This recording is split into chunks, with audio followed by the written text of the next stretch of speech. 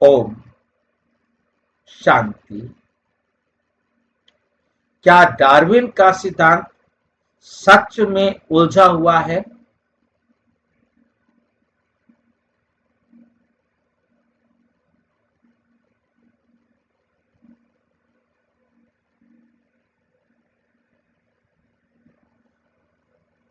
विज्ञान जिसने खुद अपने सवाल बढ़ा दिए।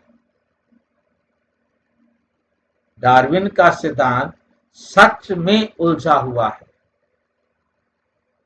विज्ञान जिसने खुद अपने सवाल बढ़ा दिए। जब समाधान बना उलझन, सारी दुनिया ने स्वीकार कर लिया था कि कैसे डार्विन ने बताया, उसको हम पढ़ जानेंगे, परंतु लास्ट में आकर समाधान ही उलझन बन गया। सामान्यतः किसी सिद्धांत का उद्देश्य होता है किसी प्रश्न का उत्तर देना, किसी समस्या को सुलझाना, परंतु डार्विन का विकास सिद्धांत, इसको थ्योरी ऑफ एवोल्यूशन कहते हैं, समाधान बनने की बजाय स्वयं एक नई पहेली बन गया, खुद ही पहेली बन गया। विज्ञान ने यह बताने की कोशिश की कि जीवन जो है पदार्थ से विकसित हुआ है। ये सारी चीजें जो थी, इनसे जीवन विकसित हुआ, परंतु अंत में उसने जीवन के अर्थ को अधिक उलझा दिया। डार्विन की उलझने मोर की पूंछ और आंख, दोनों चीजें देखी आपने। मोर की पूंछ भी देखी और आंख भी देखी। डार्विन स्वयं स्वीकार करते हैं कि कुछ जीवों की रचनाएं उसकी समझ से परे है। कुछ जीवों की रचनाएं उनकी समझ से परे हैं। उन्होंने लिखा, मुझे याद है जब आंख का विचार मुझे सिहरन पैदा करता था, एकदम सिहर उठता था, क्या है ये आंख। और मोर की पूंछ का नजारा जब भी देखता हूं तो मैं भीतर से बेचैन हो जाता हूं। ये बयान एक महान वैज्ञानिक का आंतरिक द्वंद्व दिखाता है। वे प्रकृति की सुंदरता और सटीकता को देखकर स्वयं समझ नहीं पाए, क्या ये सब केवल संयोग है? ऐसे ही बन गई हैं ये इतनी सुंदर आंखें, इतने सुंदर पंख। डार्विन का सिद्धांत क्या था कि पहले जो है पानी के अंदर मछली पैदा हुई, मछली से जलचर और स्थलचर, जो पानी में भी रह सके और स्थल में भी रह सके, ऐसा जीव पैदा हुआ। फिर स्थलचर से बढ़कर फिर धीरे धीरे वो बंदर तक आया और बंदर से मनुष्य बना। ये सिद्धांत था डार्विन का, ऐसे विकास हुआ है। उसके बाद खुद ही ये प्रश्न खड़ा करके कहते हैं, कैसे हो गया? सिद्धांत जिसने नई समस्याएं खड़ी की। सिद्धांत तो सबने मान लिया ये कि बिल्कुल ठीक सिद्धांत है। डार्विन का सिद्धांत इस बात की व्याख्या करने में असफल रहा कि पहला जीव कैसे उत्पन्न हुआ। डीएनए और चेतना का स्रोत क्या है? ये डीएनए कहां से आता है और ये चेतना कहां से आती है? डीएनए का संबंध शरीर से है और चेतना का संबंध आत्मा से। ये दोनों चीजें कहां से आई? इस प्रश्न ने उसको बहुत डिस्टर्ब किया। ये नहीं समझ पाया ये कहां से आ गए दोनों? जटिल अंग जैसे आंख, ये हृदय, ये संयोग से कैसे बन गए?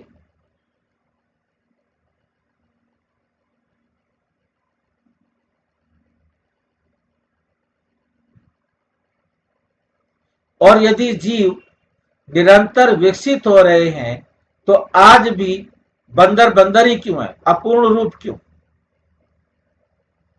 अपूर्ण रूप क्यों नहीं मिलते? जो भी मिलता है अपने उसी रूप में मिलता है। इन प्रश्नों का उत्तर विज्ञान आज तक नहीं दे सका,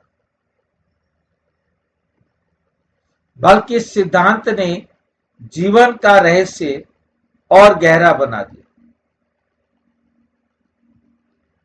सुखवाद और निरीश्वरवाद, मतलब ये दो वाद आ गए, जैसे आपने द्वैतवाद, अद्वैतवाद,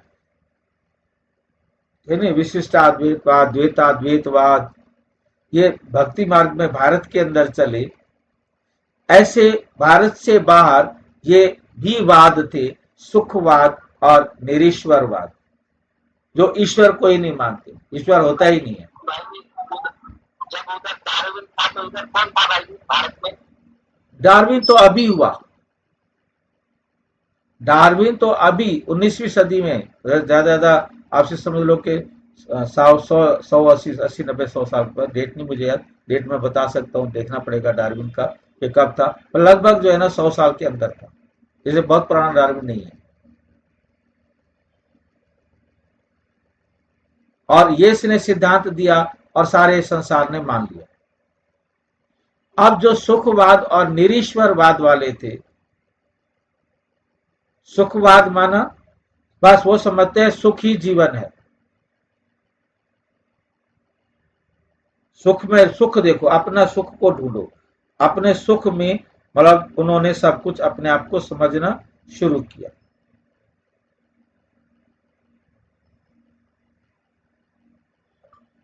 डार्विन का समय क्या है? 1809 से 1882। डार्विन जो है 1809 से 18 पैदा हुआ था और 1882 में मर गया था, मतलब 100 सवा 100 पहले की साल की बात है, 125 साल पहले, 150 साल पहले की बात।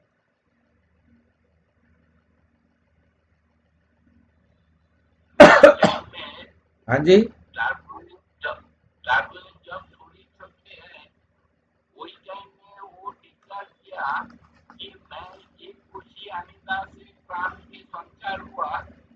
इवोल्यूशन हुआ, वो थ्योरी ठीक नहीं है कि वो मेरे कल्पना था। हाँ, बिल्कुल बिल्कुल, उसने इसी बात को खुद उसने एक्सेप्ट किया, आगे आएगा अभी आपके साथ।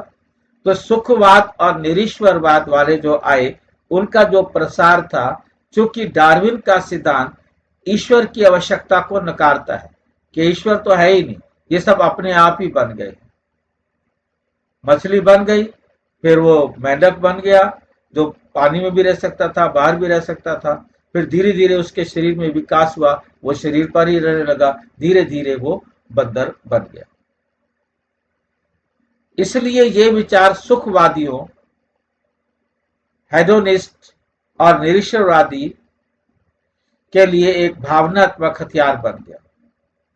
उन्होंने कहा जब जीवन संयोग से बना है तो कोई ईश्वर नहीं है।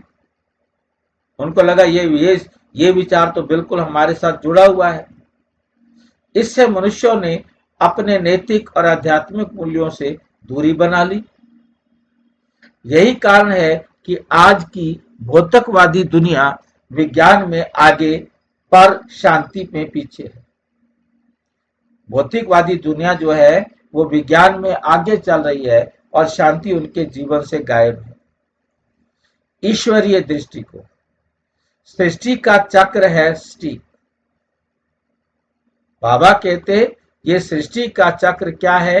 एकदम सटीक है। 25 दिसंबर 1972 की मुरली में बाबा ने कहा, सृष्टि कोई अनुमान से नहीं बनी, ये तो सटीक है, एक्यूरेट है। ये एक्यूरेट चक्र है जो हर कल्प दोहराता है। इसका अर्थ है प्रकृति में आई अव्यवस्थित विकास नहीं होता। प्रकृति में कोई भी अव्यवस्थित विकास नहीं होता,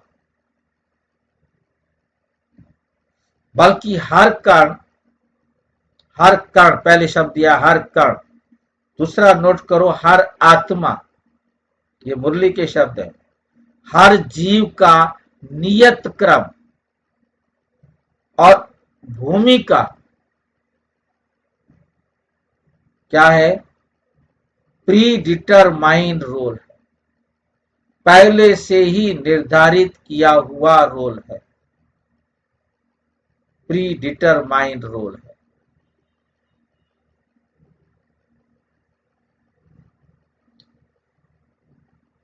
बाबा की बात तो इतनी वंडरफुल है ना, सबकी जबान बंद।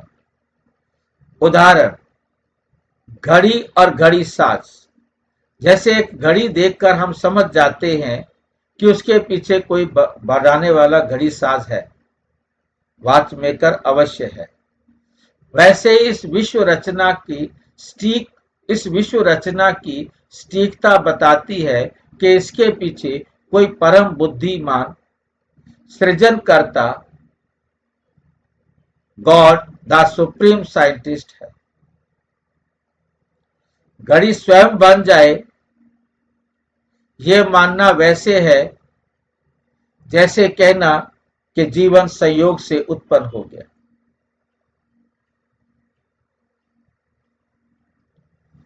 मुरली की दृष्टि से जीवन का रहस्य। साकार मुरली 9 जनवरी 1974 में बाबा कहते हैं, जीवन अनादि है, आत्मा अमर है।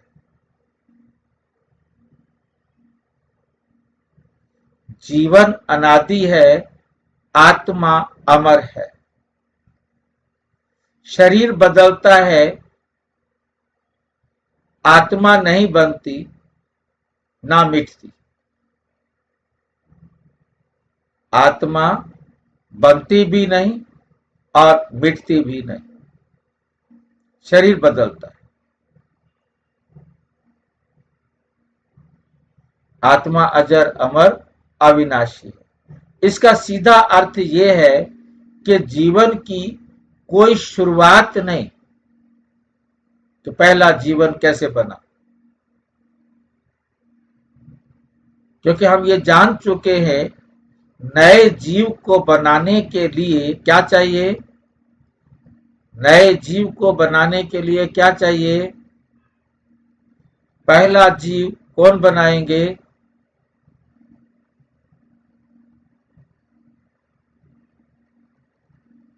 पहला जीव कौन बनाएंगे? भूल गए हो या आपने पिछली क्लास अटेंड नहीं की?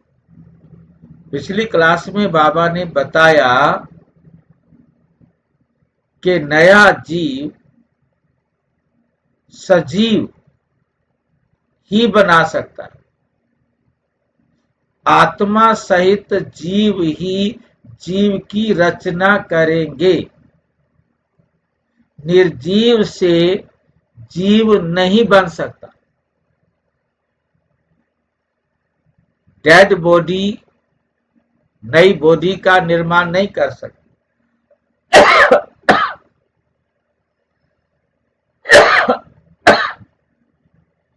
जिसमें आत्मा नहीं है, वो नए शरीर की रचना नहीं कर सकते।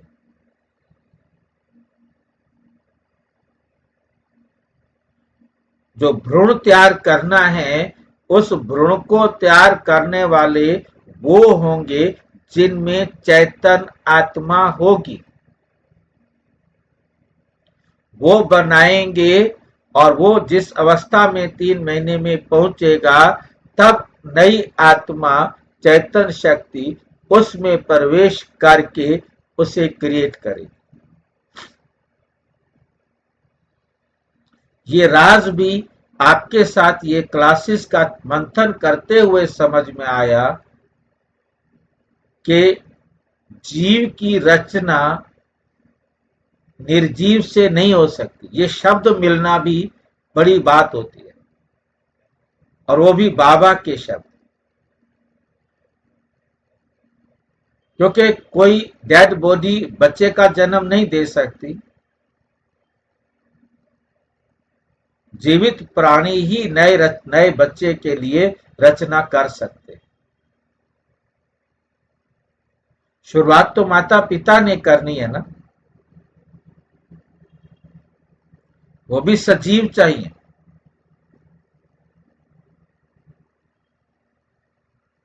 बल्कि वह अनंत चक्र में बार बार आवृत होता है। वैज्ञानिक स्वीकार्यता, कुछ कड़ियां जो है ना गायब हैं, कुछ कड़ियां बीच में जो जोड़ नहीं पाती उनकी बात को, वो गायब हैं। आज के वैज्ञानिक भी महान थे। आप समझो डायनासोर हाय बोलते थे, ओके गाय बोलते हैं। समझो डायनासोर को पैदा करना है तो डायनासोर चाहिए। अब कोई कोई कोई तो प्राणी ऐसे है कि वो विलुप्त हो गए, आप नजर भी नहीं आते, है भी नहीं समझो, तो उसका कैसा? देखिए, जीव बनाने के लिए चाहिए, बाकी उनका डायनासोर्स थे या नहीं थे, थे नहीं, इसका अभी तक कोई भी प्रमाण नहीं है। इस पर मैंने दूसरे जो सेट में था वीडियो बनाया हुआ था, अभी फिर बना देंगे। आप प्रश्न को लिख करके भेज दो, थे नहीं, ताकि मैं उसको अच्छी तरह जैसा समझ में आपको दे सकूं। मेन बात आपकी जो प्रश्न है यहाँ से लिंक है उसका, वो लिंक यही है कि नए जीव को पैदा करने के लिए उसके पेरेंट्स पहले चाहिए, आत्मा फिर उसमें आएगी। चाहे वो डायनासोर्स हो, चाहे वो शेर हो, तो चाहे वो गधा हो, तो चाहे इंसान हो, चाहे मोर हो, चाहे पक्षी हो, चाहे मछली हो। परंतु हमने एक वीडियो बनाया था, आपके साथ वो साझा हुआ या नहीं हुआ, कि जीव कितने प्रकार के होते हैं, कुछ पसीने से ही पैदा हो जाते हैं। वो विषय अलग हो जाएगा, इसलिए इस विषय को अभी हम रोकेंगे। वापिस यहीं आते हैं जो हम कर रहे हैं। आज के वैज्ञानिक भी मानते हैं कि एवोल्यूशन थ्योरी में मिसिंग लिंक्स है, कोई ना कोई चीज कमी है, जिसके कारण वो बात को स्पष्ट नहीं कर पा रहे। मतलब उनके पास जीवों के क्रमिक परिवर्तन का कोई निरंतर श्रृंखला नहीं, कि ऐसे ऐसे, मतलब मछली से मेंढक बना, मेंढक से ये बना, ये से ये बना, या बंदर से मनुष्य भी बना, तो उसका भी कोई कर्मिक नहीं। और आज तक एक भी बंदर कोई मनुष्य नहीं बना।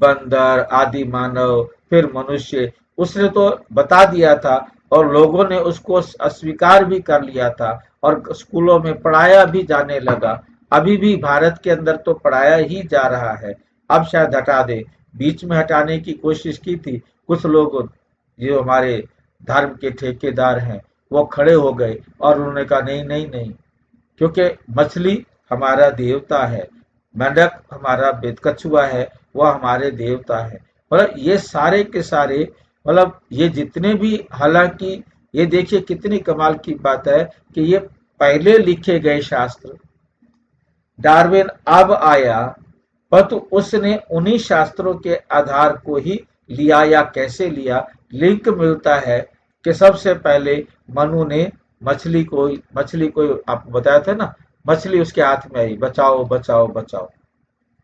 तो मत्स्य अवतार, उससे भगवान का अवतार हुआ था, वो भगवान था। फिर कछुआ भी भगवान था, फिर शेर भी भगवान था, नरसिंह अवतार हो गया। दुनिया भर के भगवान बन गए, कोई भगवान के वाहन बन गए।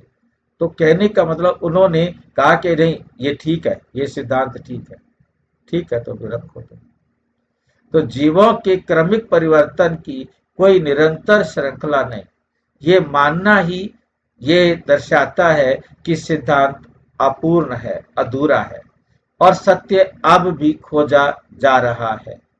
निष्कर्ष, जब विज्ञान रुक गया तब ईश्वर बोले। डार्विन ने प्रश्न पूछे पर उत्तर नहीं दिए। विज्ञान ने प्रयोग किया पर आत्मा को नहीं पहचाना। अब परमात्मा शिव स्वयं आकर सिखा रहे हैं, मैं ही सृष्टि का बीज हूं, मैं ही सत्या ज्ञान दाता हूं। साकार मुरली 18 जनवरी 1969। इसलिए सच्ची समझ यह है, जीवन पदार्थ से नहीं परमात्मा के संकल्प से बना है। जीवन पदार्थ से नहीं परमात्मा के संकल्प से बना है।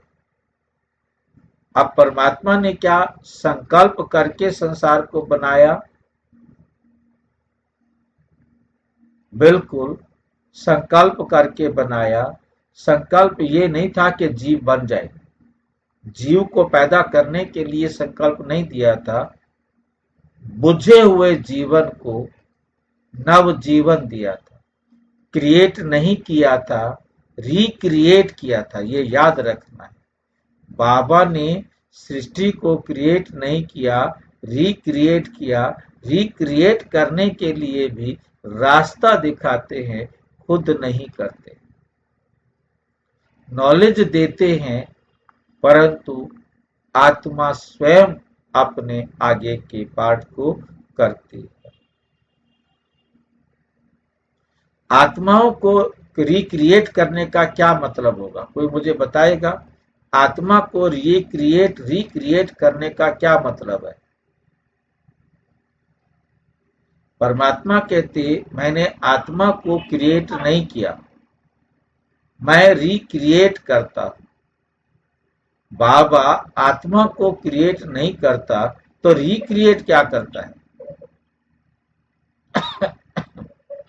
वो सृष्टि चक्र चलाने के लिए। रिक्रिएट करना क्या, ये बताओ। क्रिएट तो करता नहीं, वो आत्मा को क्रिएट तो करता नहीं।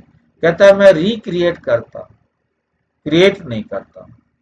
जी पतित से पावन बनाते हैं। पतित से पावन बना अनुसार वो करते हैं। आत्मा अपने गुण शक्तियों को खो बैठी थी। उन गुण व शक्तियों को पुनः प्राप्त करने की विधि बताते। जो आत्मा जितना पुरुषार्थ करती है उतना पवित्र बन जाती है। विज्ञान ने कहा जीवन संयोग है, अपने आप ही बन गया। ईश्वर कहते हैं जीवन अनादि है। ईश्वर कहते हैं जीवन अनादि है, अनंत काल से चलता आ रहा है, अनंत काल तक चलता रहेगा। जैसे ये सृष्टि चक्र अनादि और अनंत है, ऐसे ही